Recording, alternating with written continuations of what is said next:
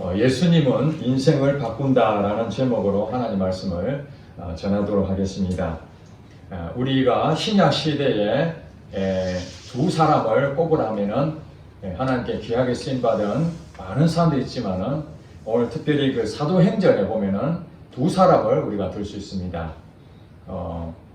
하나는 사도 베드로입니다. 예수님의 12제자 중에 수제자였던 베드로가 하나님 귀하게 쓰임받은 사람 중에 한 사람이었고, 또 한 사람은 사도 바울입니다.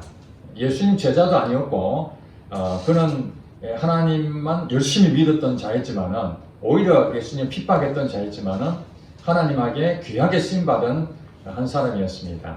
사도행전 1장부터 12장까지는 베드로에 대한 내용이 주를 이루고, 13장부터 나머지 28장까지는 사도 바울의 행적들이 나오게 됩니다. 이 사도행전은 처음부터 읽어보시면 알겠지만은 예수님께서 승천하시면서 12제자들에게 땅끝까지 이르러 복음을 전하라. 성령이 너희에게 임하시면 권능을 받고 예루살렘과 온 유대와 사마리아와 땅끝까지 이르러 내 증인이 되려는 이 말씀 가운데에 그 약속하신 대로 성령이 제자들에게 임하게 됩니다. 그 성령에 의해서 이제 제자들이 완전히 권능을 받고 복음을 전하게 되죠. 복음을 전하는 가운데에 여러 가지 어려움도 있고 핍박도 있고, 그런 상황에서도 그들은 위축되지 아니하고, 때로는 감옥에도 들어갔지만은 그곳에서도 성령이 역사하신 것을 그들은 기적을 체험하기 시작합니다. 불과 12명의 사람밖에 아니었지만 그 12명의 사람이 온 세상을 뒤집어 놓는 복음의 역사가 사도행전에 기록이 되어 있습니다. 사도행전은 28장까지 끝났지만 많은 사람들은 지금 29장 그 이후의 것들은 그때까지 역사로 끝났지만 현재 2000년이 흐르는 지금까지 사도행전 29장은 계속 쓰여지고 있다, 그렇게 말하고 있습니다. 그 사도행전이 쓰여지는 부분에서 중심이 뭡니까? 성령이죠. 성령 하나님께서 이 땅에 있는 많은 사람들을 구원하는 일에 참으로 놀라운 그 기적을 일으키고 계십니다. 그 중심 인물에 사도 베드로와 사도 바울이 있었다는 것입니다. 그런데 오늘 이제 본문의 내용에 보면은 이 사도 바울은 정말로 하나님 앞에 큰 죄를 지었던 사람이었습니다. 오늘 본문 9장 1절부터 보니까 사울이 주의 제자들에 대하여 여전히 위협과 살기가 등등하여 대제사장에게 가서 다메섹 여러 회당에 가져갈 공문을 청하니, 이는 만일 그 도를 따르는 사람을 만나면 남녀를 막론하고 결박하여 예루살렘으로 잡아오려 함이라. 이렇게 사울에 대해서 현재 상황을 설명하고 있습니다. 지금 현재 이 사도행전 9장은 실제 사건입니다.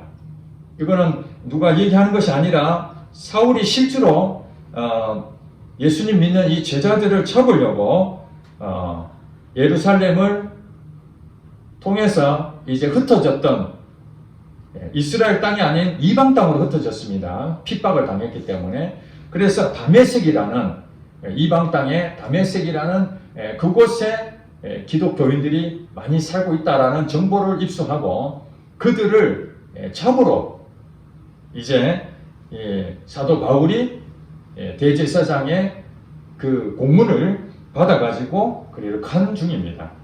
그러니까 사실은 이 사울이라는 사람은 예수님하고 전혀 관계가 없는, 오히려 예수 믿는 사람을 핍박했던 사람입니다.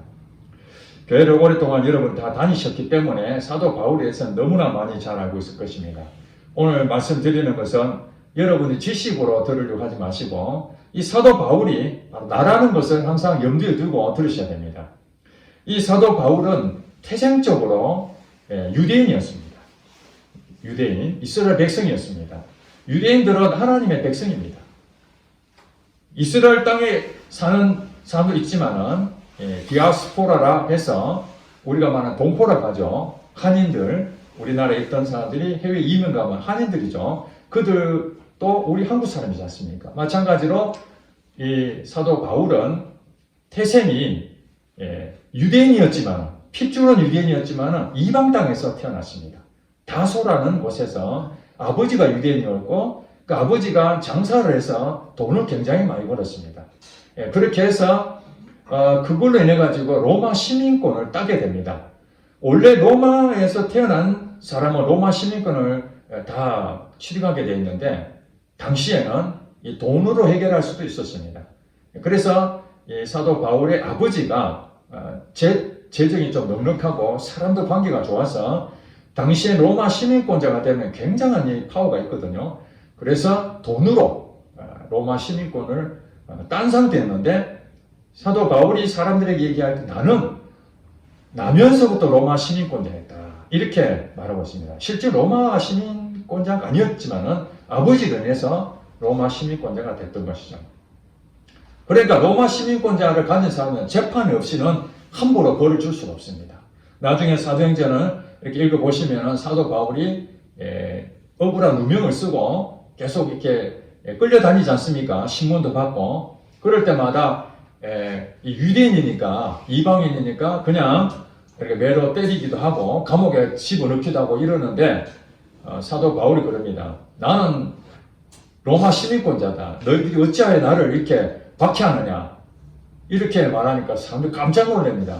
왜냐 로마 시민권자인 사람 함부로 했다면 큰 죄를 당할 수 있기 때문에 두려워하는 거죠. 하나님께서는 이렇게 그의 태생적으로 로마 시민권자라는 것을 주셨던 이유는 복음을 전할 때에 유익한 한 부분을 차지했다고 보여집니다. 자, 당시로 말할 때 이 아버지가 우리가 말하면은 재정적으로 여유가 있었고 또 로마 시민권자였고 그러다 보니까 그 부모로부터 교육을 받게 만드셨습니다. 당시 유대교에서의 아주 유명한 율법학자가 있었는데 그분이 가말리엘이라는 율법학자가 있었습니다. 이분은 당시의 유대인들에게 굉장히 존경받는 사람이었습니다. 오늘날 말하면 성경 박사죠. 그래서 이 율법에 대해서 유대인들은 철저하게 공부를 해야 되는데 그 최고의 대가가 가말리엘이었습니다. 그 가말리엘에 들어가서 그분을 스승 삼아서 열심히 공부를 했던 것이죠. 그러니까 유대인 입장에서 로마 시민권자도 가지고 있죠. 아버지가 부유하죠. 그 다음에 가말리엘이라는 아주 존경받는 스승 밑에서 공부했던 수제죠. 그러니까 아주 똑똑하죠. 거기에다가 종교적으로 바리새파, 당시에는 크게 두 파가 기득권을 누렸는데 바리새파하고 사두개파 이 두 파가 당시에 유대교에서 아주 중추적인 역할을 했던 그 두 파가 있었습니다. 오늘날로 말하면 이제 민주당과 옛날로 말 공화당 보수와 진보 이렇게 하는 것처럼 바리새파하고 사두개파 이 두 파가 존재하고 있었는데 이 바리새파가 율법적으로 월등하게 앞서 있던 그런 파이기 때문에 이 바울은 이 바리새파 중에 한 사람이었습니다.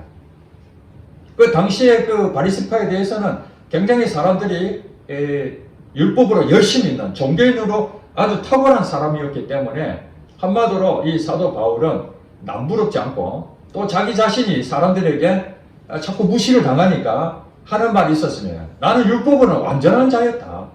자기 배경은 히브리인 중에 히브리인이요. 나 바리새인이었고 이 가말리아 문화에서 내가 공부를 했던 사람이다. 함부로 내한테 대하지 마. 이렇게 할 정도로 자기의 이 유대인으로서는 최상의 조건을 갖추고 있었던 자였습니다. 엘리트 중에 엘리트였다고 볼 수 있습니다. 그런 한 가지 혐의 있었죠. 그것은 무엇이냐면은 예수님을 인정하지 않았다는 사실입니다. 여러분 잘 아시다시피 유대인들은 하나님 믿는 백성입니다. 하나님을 믿는 것에서는 타의 추종을 부려요. 어렸을 때부터 이 성경은 암송할 정도로 탁월할 그러한 것을 가지고 있었습니다. 요즘 말하면 유대교와 기독교가 그때 생기게 된 거죠. 예수님 오시기 전에는 모두가 유대인이었기 때문에 유대교였죠. 그러나 예수님이 오시면서부터 이제 구약을 믿었던 사람들은 유대교가 되는 것이고 그 유대인 중에서 예수님을 따르던 사람들이 먼저 제자들이지 12제자들 그들이 기독교가 되게 된 것입니다. 그리고 이제 그것이 복음을 전파해서 이방 사람들도 예수님 믿게 되면서 기독교가 세계로 퍼지게 됩니다. 그러니까 이 유대교와 기독교는 뿌리는 같으면서도 이제 어떤 부분이 생깁니까? 유대교는 예수님을 하나님으로 인정하지 않습니다. 오직 유일신, 성부 하나님만 인정합니다. 그러나 이 기독교는 성부 하나님을 인정하면서 또 삼위일체 우리 그것을 믿게 되는 거죠. 예수님을 하나님 아들로 또 믿게 됩니다. 그리고 성령 하나님도 믿습니다. 그래서 예수님, 성령님, 성부 하나님 이 세 분을 하나님으로 우리 기독교는 믿게 되는 것이죠. 그러므로 이 유대교 입장에서 봤을 때는 유일신이신 성부 하나님이 아닌 나머지는 신이 없는데 갑자기 유대교 믿던 사람들이 어느 날 예수님을 따르고 추종하고 그러면서 도를 전하게 된 것입니다. 그것이 잠깐 있다가 끝나버리지 않고 계속해서 불길이 이게 타오르듯이 막 번지고 예루살렘부터 시작해서 온 유대, 사마리아 그러면서 이제는 해외까지 예수님 믿는 사람들이 폭발적으로 늘어나게 될 때에 이 유대교 믿는 사람들은 그게 기가 막힌 일이 아니겠습니까?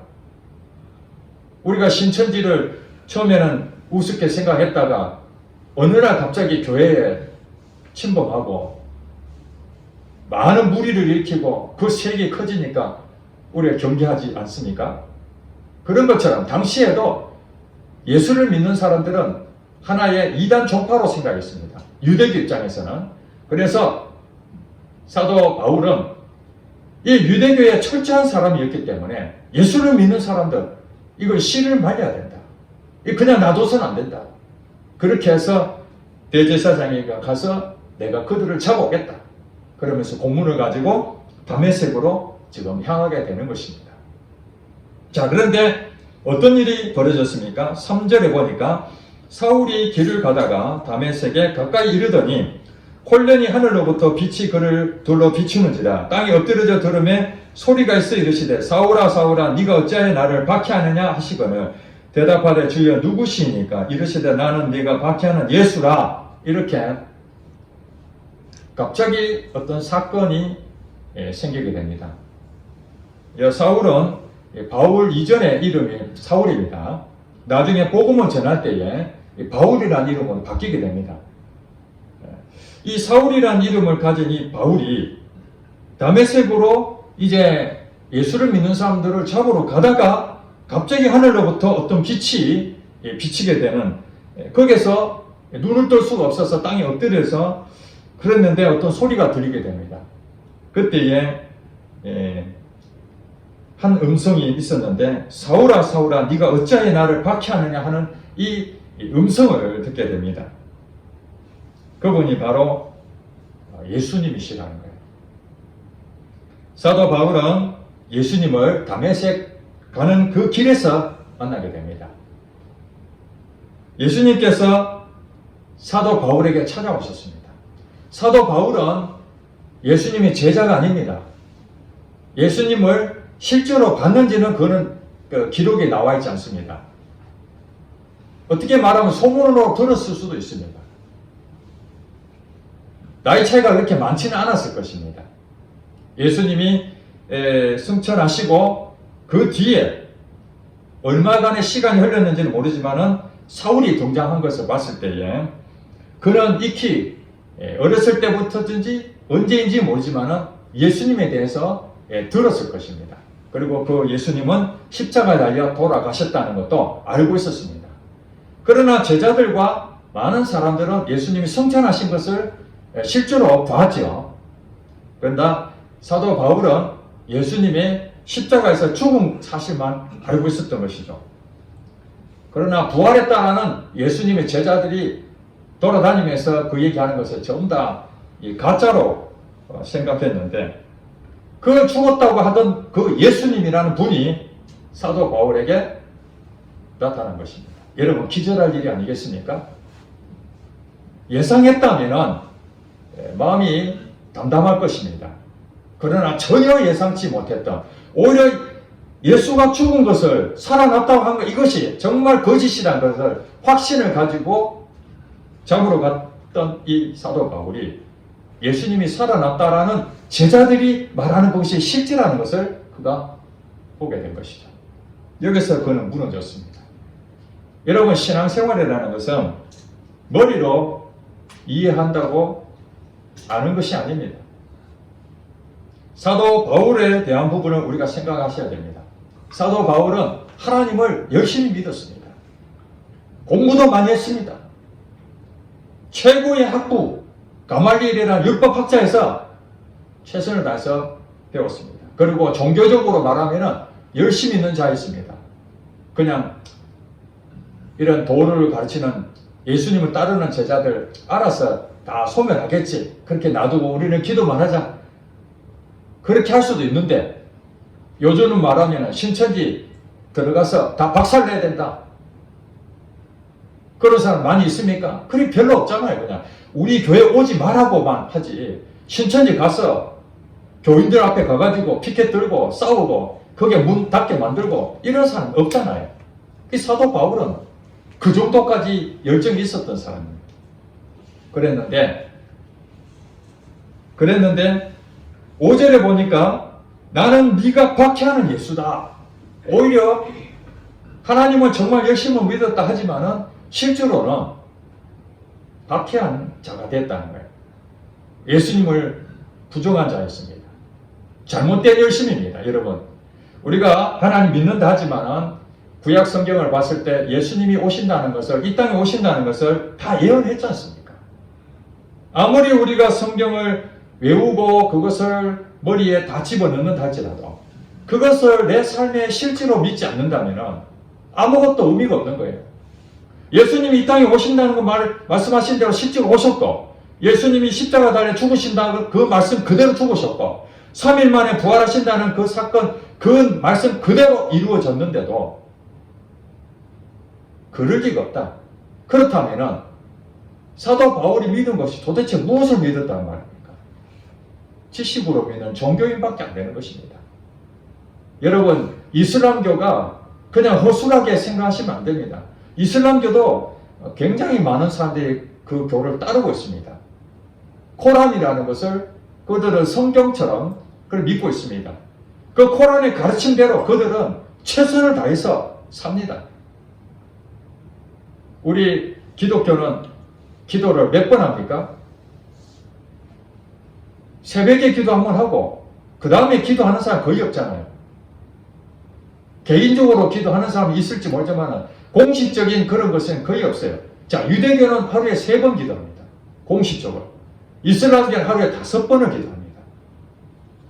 그거는 해도 되고 안 해도 되고가 아니라 무조건 해야 됩니다.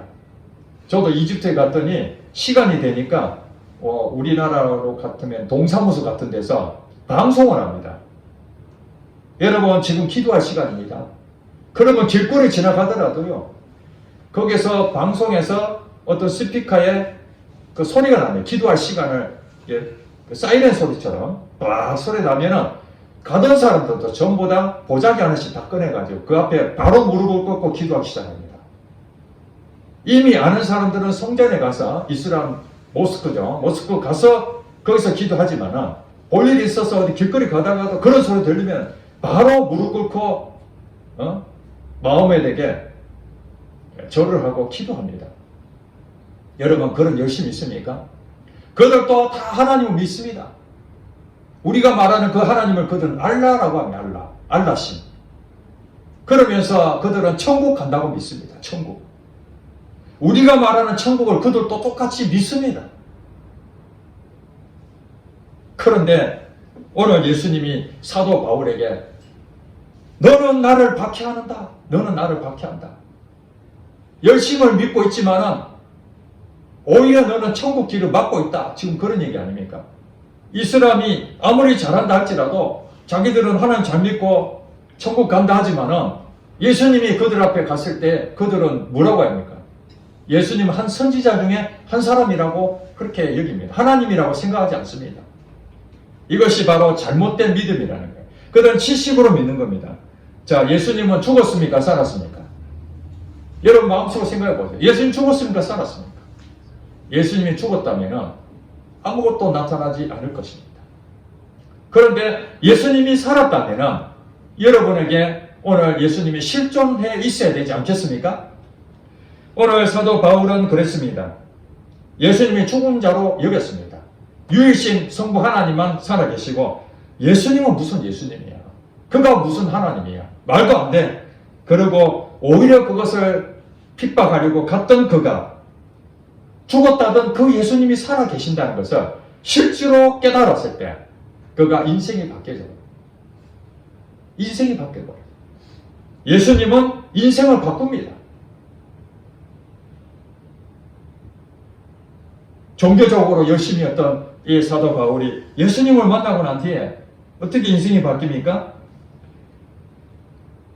그 뒤에 이제 9장은 사도 바울이 회심하는 내용이 나오고요. 그 다음 13장부터는 바나바와 함께 하나님의 말씀을 가지고 이제 이방 땅에 복음을 전하러 다닙니다. 복음을 전하러 다니면서 참 어려움을 많이 당함에도 불구하고 똑같은 열심이죠. 유대교에 믿었을 때에 그 종교적인 열심이 있었지만은 그것이 오히려 예수님을 핍박했던 그런 자기의 모습이 이제 예수님 만나고 난 뒤에 이방 사람들 또 오히려 자기가 옛날에 추종했던 그 유대교에 열심히 있는 자들로 통해서 계속해서 박해를 받습니다. 사도 바울 입장에서는 어떤 생각이 듭니까? 내가 옛날에 그랬는데, 내가 옛날에 예수님을 핍박했던 자가 바로 나였는데 나와 똑같이 저들도 그러는구나. 그런데 어떻게 해서 자기는 바뀌었습니까? 예수님을 만났기 때문에 바뀐 것입니다. 예수님을 만나지 못하면 여전히 예수님을 핍박하는 자가 되고 있었다는 사실입니다. 가는 곳마다 방해합니다. 누가 방해합니까? 예수를 안 믿는 사람보다도 오히려 유대교인들이 더 방해하는 거예요. 그는 하나님의 위대한 사역자로 쓰임받았습니다. 성경의 13권이라는 편지를 통해서 오늘 우리에게 참 보물과 같은 진리의 말씀을 우리에게 전해주고 있는 자가 바로 사도 바울이었습니다. 그가 공부도 많이 하고 또 아버지 재산도 많이 있었고 로마 시민권자도 따고 또 율법도 완전한 자로서 바리새파의 참 중심 인물로서 사람들에게 큰 이 성공의 하나의 모델이 될 수 있었지만 그것으로는 예수님을 만나기 전에는 아무 소용이 없었다는 거예요. 그러나 예수님이 그의 인생 가운데 찾아오셨을 때는 그 앞에 엎드려 회심하고 난 다음에 자기의 모든 것이 다 배설물로 다 여겼다고 성경은 말하고 있습니다. 자기 자신에 대해서 예수님을 아는 그 지식이 고상함이 너무나 커서 내가 가지고 있던 모든 것이 다 배설물과 같이 여긴다. 그렇다고 여러분 그것이 다 없어졌습니까? 아닙니다. 자기가 그동안 하나님 주셨던 그 많은 재능들이 구원의 조건은 아니었지만 회심하고 구원을 받고 난 다음에 그런 것들이 다 쓰임받은 거예요. 자기 자신이 옛날에 핍박했던 그 위치에 있었기 때문에 핍박 당할 때 어떤 마음이 듭니까? 그렇구나. 저들도 몰라서 그렇지. 저들도 예수를 안 만났기 때문에 그렇지. 여러분 주변에 있는 사람들 예수를 믿으라고 복음을 전하지 않습니까? 여러분 가족이나 여러분 지인들한테 얘기하잖아요. 여러분 잘 받아들입니까? 안 받아들이잖아요. 자기가 가지고 있는 생각이 맞다고 생각하니까 여러분에게 최대한 예의를 갖춰서 그렇게 말할지 모르지만 사실 그들 마음속에 너나 잘 믿어라. 예수가 있긴 뭐가 있어? 교회 다니는 사람들 똑같던데 이렇게 평가하지 않습니까? 그런데 이 사도 바울은 자기가 예수를 몰랐을 때의 그 상황을 알았기 때문에 그들을 반박하지 아니하고 이해하고 사랑으로 품으려고 그렇게 했던 것입니다. 오늘 여러분들도 예수 만나기 전과 예수 만나고 난 뒤에 여러분 인생이 어떻게 달라졌는지 잘 생각해 보시기 바랍니다. 회심 전에 이 예수를 만나기 전에는 자기가 주인이었습니다. 사도 바울은 여기에 기록되어 있지 않지만 유대교에서 성공하고 싶은 사람 중에 한 사람이었습니다. 내가 최고의 그 위치까지 올라가겠다. 그런 마음까지 가졌지만은 그것은 천국 갈 수 있는 조건이 안 됐던 것입니다. 그러나 하나님께서는 사람을 이 땅에 보내실 때에 하나님께서 쓰시는 사람들은 하나님께서 다 예비하셨다는 것을 알 수가 있습니다. 자, 사도 바울이 예수님을 믿기로 작정했습니까? 아니지 않습니까?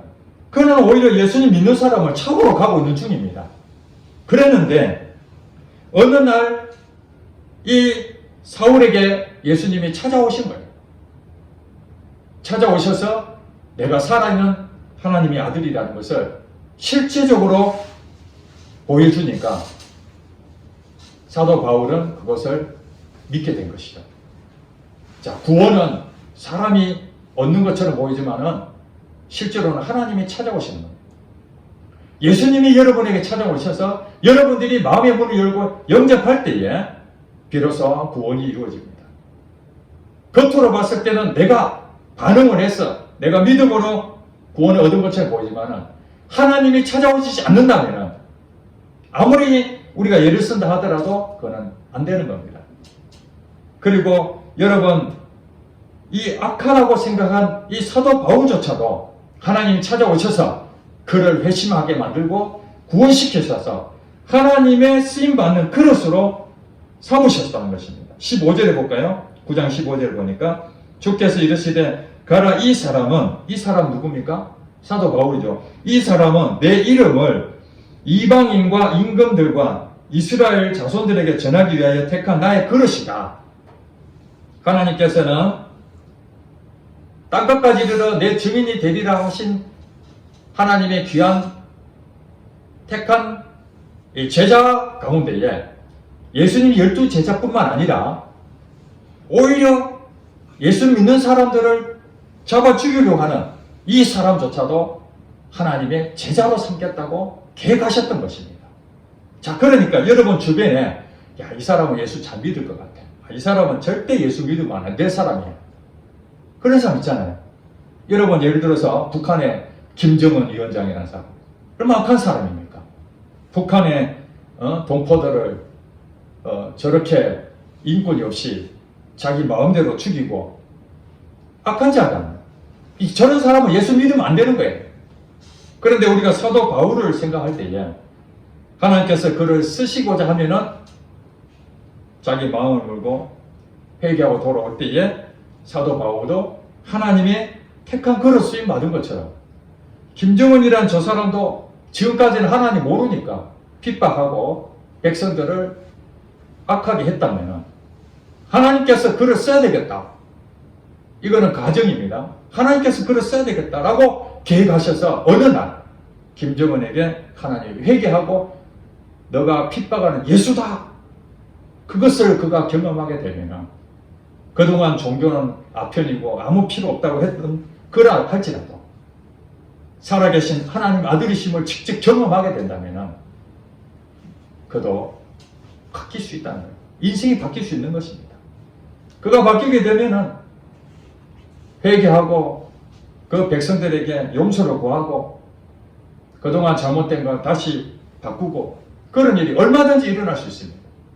우리가 핵을 억제해야 되고 이런 전략 저런 전략 우리 인간으로 최선을 다해서 북한을 달래기 위해서 돈도 갖다 주고 이렇게 더 필요하다 아니다 거기에 대응을 해야 된다 우리도 공격력을 갖춰야 된다 이런 전략을 세우고 아무리 좋은 전략을 세운다 할지라도 하나님 방법보다 더 뛰어나겠습니까?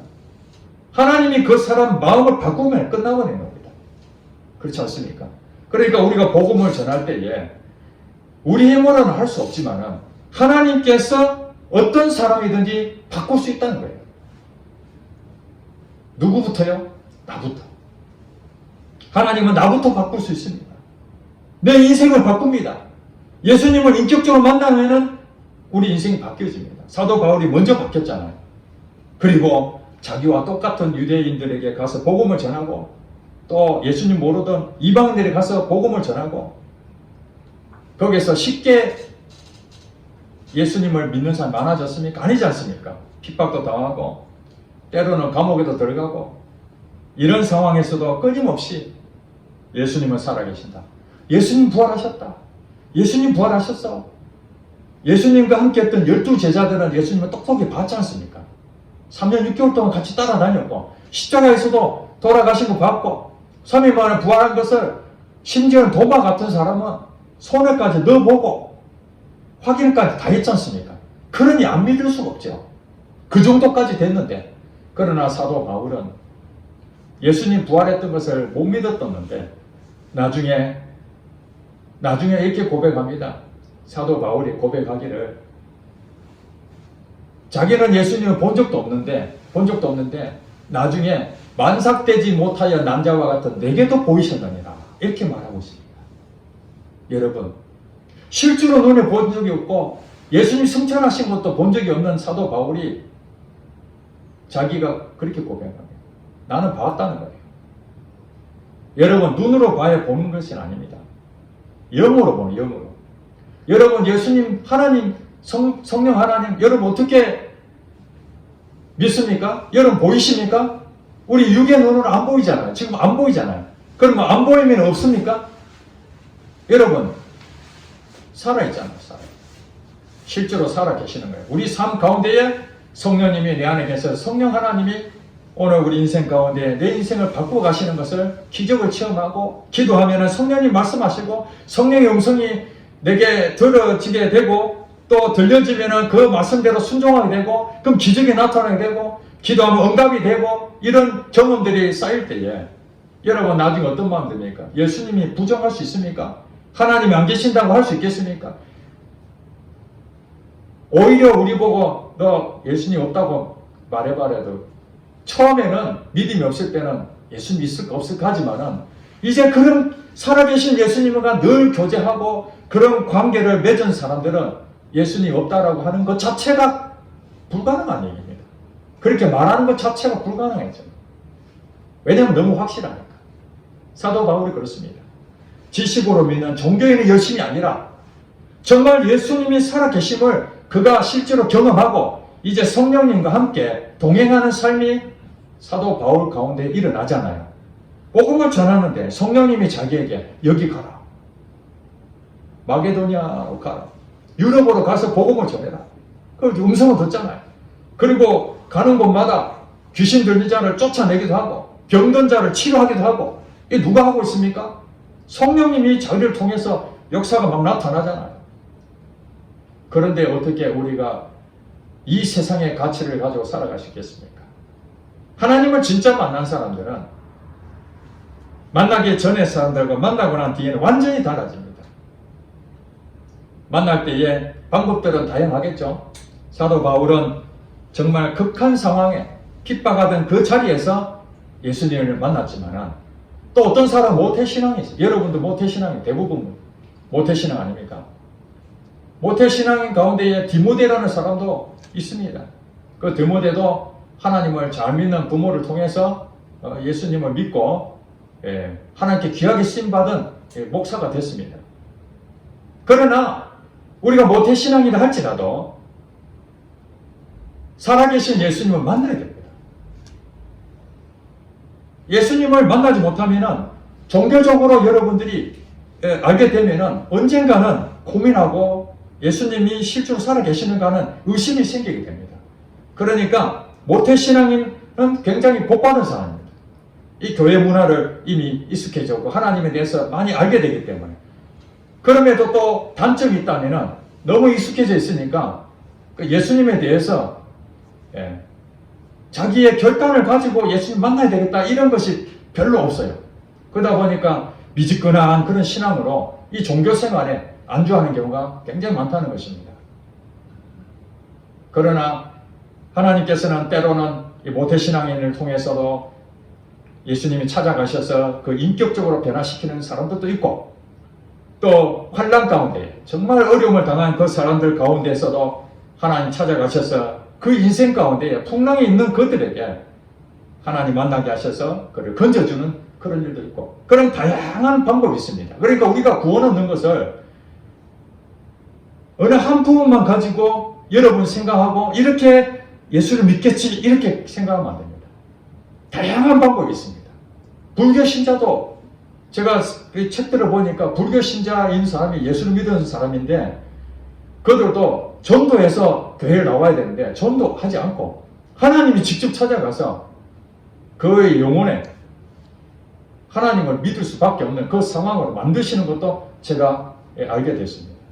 그러니까 여러분들이 여러분 노력으로 하려고 하지 마시고 기도하면서 복음을 전해야 됩니다. 이 사람은 하나님 어떻게 회심하게 하고 구원하실지 나는 모르지만 기도하시고 그 길을 열어달라고 우리가 전해야 되는 거죠. 그리고 사도 바울처럼 이 사람은 절대 예수 믿을 사람이 아니라 이렇게 하면 안 되는 거죠. 왜 사도 바울이 이렇게 우리에게 중요한 일입니까? 본인이 나는 죄인적인 개수라고 할 만큼 하나님 앞에서 정말 최선을 다했다 하지만은 예수님을 핍박한 자가 바로 나였구나 그렇게 생각할 때에 그는 정말 끔찍한 일을 저질렀다는 것을 그가 생각하고 죽게 돌아온 것처럼 우리 자신도 저도 늘 생각합니다. 41년 전에 예수님이 나를 찾아오셔서 살아계신 예수님 만나고 난 뒤에 제 인생이 바뀌었습니다. 그래서 사람들에게 만나면 들려줄 얘기가 별로 없습니다.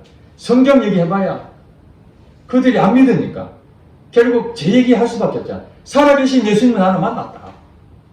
근데 사도 바울도 그런 고백이 요 뒤에 보면 22장에 사람들 앞에서 얘기할 기회가 될 때 오늘 9장에 나온 얘기 똑같이 합니다. 나는 다메섹으로 가다가 예수님을 만났다. 또 26장에 가면은 거기서도 사람들 앞에 또 얘기해야 되는데 할 얘기가 뭐가 있겠습니까? 내가 예수님 만났다. 예수님 살아계신다. 여러분 예수님 만난 때가 언제입니까? 이것이 나의 간증이요. 이것이 나의 신앙이고 이것을 분명하게 가지고 있어야 여러분 잃어버리지 않습니다. 그 회심했던 그 사건 그것이 바로 내 인생을 바꾼 사건이었습니다. 이제부터는 미지근하고 두리뭉실하게 그렇게 살아도 살 수가 없는 것이 내 안에 성령님이 계시니 그 성령님이 인도하신 대로 나는 순종하며 나가야 될 것입니다. 그리고 누구든지 하나님께서는 구원 얻을 자를 하나님이 때를 따라서 사람을 다 하나님께서 계획하시기 때문에 우리는 내가 제한하지 않냐고 어떤 상황이든지 하나님께 맡기고 복음을 때를 얻든지 못 얻든지 복음을 전해야 됩니다. 그것이 우리의 사명입니다. 사도 바울도 하나님께 쓰시려고 계획하신 것처럼 오늘 이 자리에 오신 저와 여러분들도 하나님께서 여러분 사명자로 부르셨습니다. 여러분은 어떤 사명을 가지고 계십니까? 하나님은 여러분을 위해서 피를 흘리시고 또 천국의 소망을 주셨습니다. 마지막 사는 이 땅에 하나님의 상급이 있다면 복음을 전파하는 것이죠. 어떻게 전파할지는 하나님한테 물어보시고 각양각색대로 다 다르겠지만 오늘도 기도하면서 하나님 우리 가족들 구원하여 주시고 우리 지인들 구원하여 주시고 이 구미 땅에 영혼들을 주님 구원하여 주시옵소서. 나는 부족하고 나는 할 수 없지만 오직 하나님만 하실 수 있습니다 하고 믿음으로 나갈 때에 어려움이 있고 핍박을 당해도 하나님께서 반드시 오늘 사도 바울이 변화된 것처럼 그들 인생도 변화될 것을 믿으시고 먼저 여러분이 인생이 변화되는 예수님 때문에 기쁨이 넘치고 그것을 가지고 여러분들이 복음을 증거할 때에 그것이 간증이 될 때에 그들도 주께로 돌아올 것을 믿음으로 고백하시는 여러분 되시기를 주님으로 축복합니다. 기도하겠습니다.